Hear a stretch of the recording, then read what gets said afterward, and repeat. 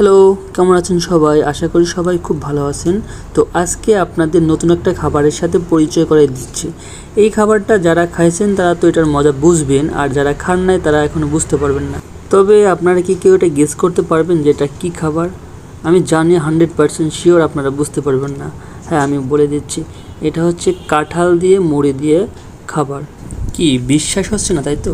তাহলে শুনুন, এটা হচ্ছে হলো কাঁঠালের যেই রসটা আছে না, সেই রসটা আপনি কাঁঠালটা চিপিয়ে নিয়ে এই রসটা বের করে দেন। এই দেখেন, এই যে কাঁঠাল, এইটা আমি আস্তে করি কি, আমি এই কাঁঠালটা আমি খুব একটা পছন্দ করি না, তবে এই যে মেথডটা, এই মেথডটা আমি খাওয়া পছন্দ করি। এটা আমি চিপড়িয়ে রসটা আগে বের করে নিচ্ছি, এইভাবে রসটা বের করে দেন আমি মুড়ি দিয়ে খাচ্ছি।